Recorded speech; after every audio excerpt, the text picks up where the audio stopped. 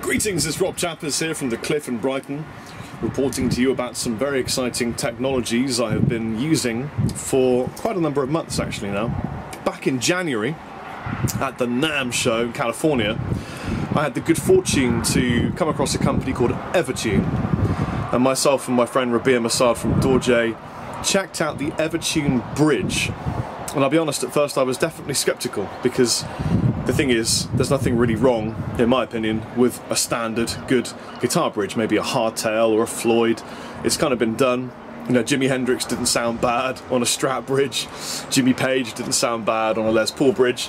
So it makes you think, what's the difference? Why do we need this new bridge in our lives? And is there a valid point for its existence? So I tried one out, and the thing astounded me. I mean, to begin with, I didn't understand how it worked, and I think that was a big factor in me wanting to know more about it, but also at first being skeptical, not understanding how it worked, made me kind of more skeptical. It's like a strange box of levers and tricks and springs, and kind of like a sci-fi thing. I mean, the thing is ridiculous. It does two things really, really good. And I'll show you those in a minute once I finish yabbering about that in front of this beautiful scenery for you. Now, once I'd had a play around on the Evertune bridge at the NAMM show, and although it was very loud, it was sort of easy enough to hear how it sounds, it doesn't really affect the tone of the guitar much. It does affect it slightly, but it's a subjective thing. I mean, you can either prefer the sound or not prefer the sound. That's really down to you and your ears. The first thing that Cosmos from Evertune showed me was how to adjust the Evertune. And this is where I really began to like the Evertune bridge.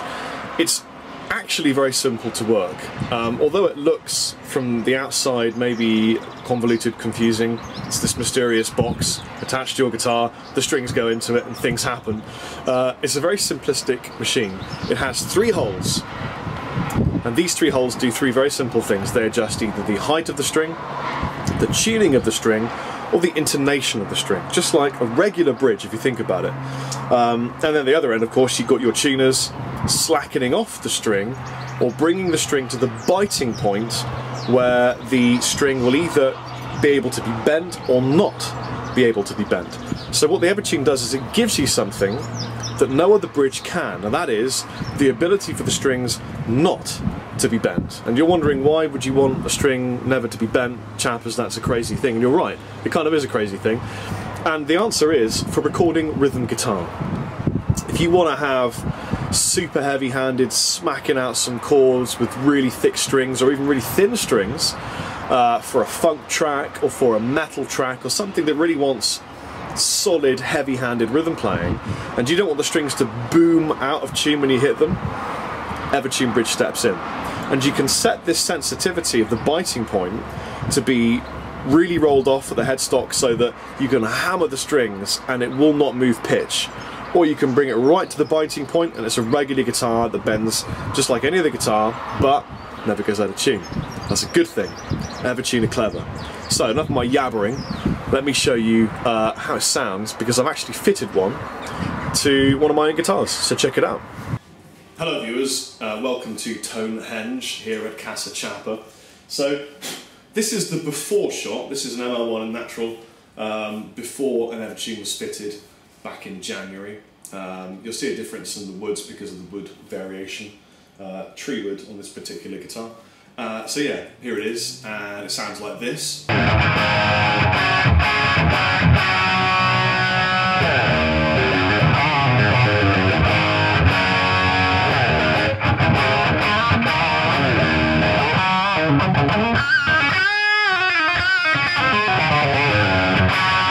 And here it is afterwards. Ta-da! So there you go, Evertune fitted. This was fitted back in late January after the NAMM show. As you can see, it looks pretty badass. It's not as big as you think on the outside. On the inside, however, it's huge. It's a big mechanism, lots of springs, metal, witchcraft going on inside, steampunk, wizardry, cams, levers, that kind of thing. Doesn't matter what works, it does work and it's really cool. Let me show you the adjustment points. So, hold at the back, here, hold on the top, here, and hole here. 3 holes, really simplistic. Intonation, height of the string, tuning. And then you slacken off the strings using your tuning pegs. These don't work anymore the way you think they're going to work. They just slacken the bridge off so that you can't bend the strings, or they tighten the string off so that it reaches a biting point and suddenly you can bend. So basically bend or no bend, tuning, height, action, intonation. And you use a special tool to adjust it with, which is this. Looks really cool. In fact, it's worth getting a bridge just to get a bunch of these. And I even wore it around my neck for a bit until one fell off at download and I felt sad. Luckily I had hundreds more of them. So just to show you how simple this is, you take your tool and you stick it in one of the holes and give it a turn, and that's it. You're adjusting your bridge nice and easy. It took me, I guess, 20 minutes to get used to how to set up and restring an Evertune bridge. And it is an easy job. It isn't something that's going to take you ages and ages to do. You just thread the strings through like you would do any other hardtail bridge through the back. So, and what I also found is that you didn't have to spend ages trying to get it through the hole and not quite, and hitting the wood either side. That's not a euphemism, it's just a fact. So yeah, that was nice and easy. And now it plays like this.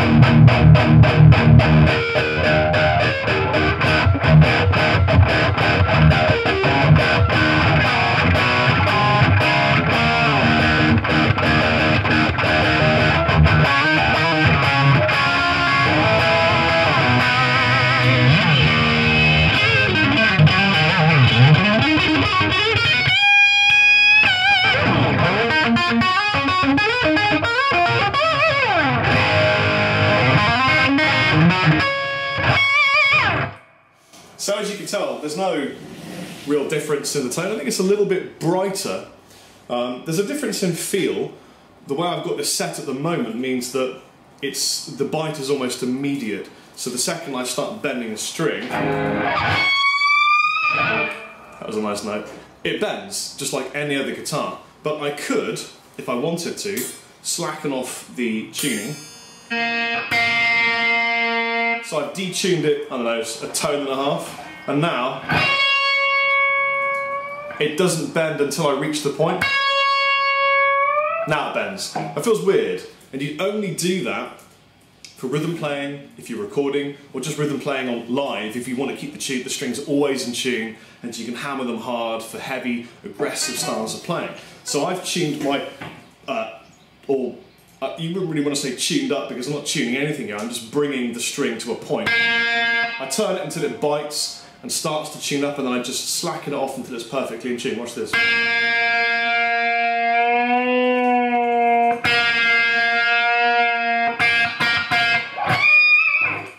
That's it, simple as that. You tune it up until suddenly it catches and begins to tune sharp, and then you just back it off until it's perfectly in tune, leave it there. These are all set that way, but I could slacken them all off a half tone and none of them would really bend. You couldn't even do vibrato, you couldn't do your England. Now, for a demonstration, I'll show you how I remove the English. So here's my G string, bit of aggressive vibrato. I will slacken off the G string, 2 whole turns, nothing.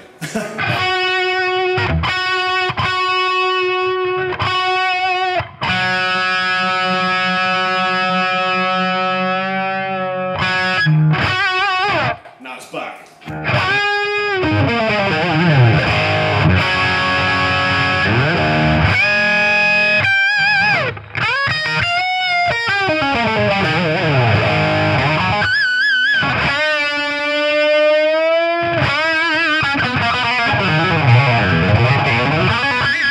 Just for fun, I'll slacken all of them off and play some really heavy-handed kind of metal rhythms and smack the strings so you can hear there's no booming out of tune, and then I'll bring them back to the biting point and play some sort of clean, crunchy, bluesy stuff so you can hear that the bending is just like a normal hardtail bridge.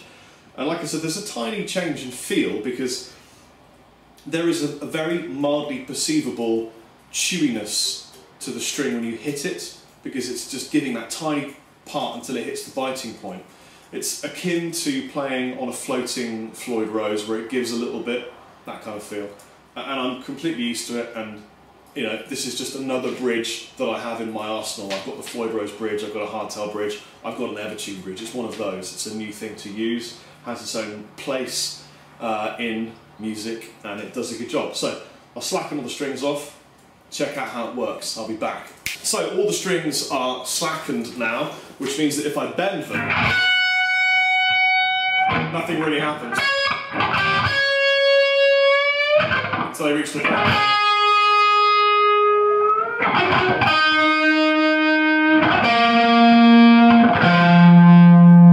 It's kind of weird, isn't it? So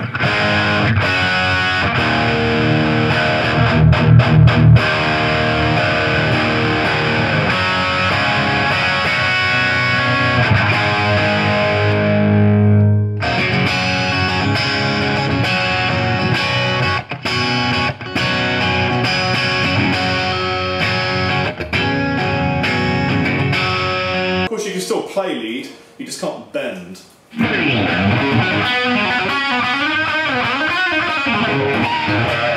Which feels very odd, and I wouldn't recommend it at all. So I'll bring them back up to the bite point now, at which point it becomes a regular hardtail kind of guitar that doesn't go out of tune. So check this out.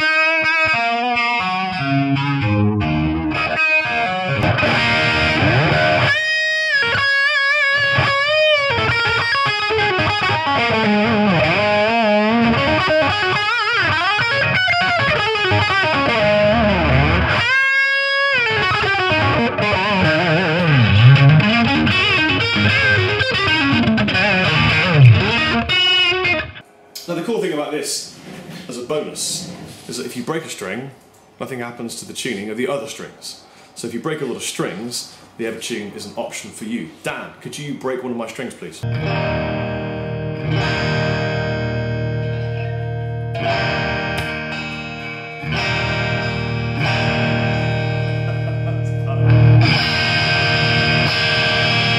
So, I mean, the string's gone, you can see it's clearly gone, but nothing happened to the tuning at all.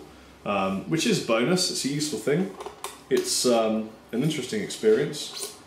It means I haven't got to on the fly, or stop, or you know, adjust everything else. It's often the worst if you break the thicker bass strings, because they hold more tension on the neck. But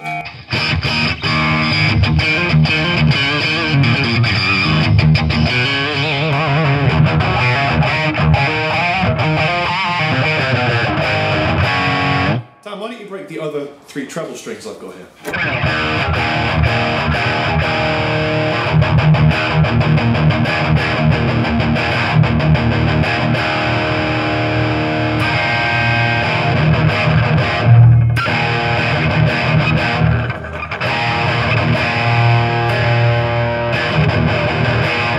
No tuning change. I've got lots of string debris here.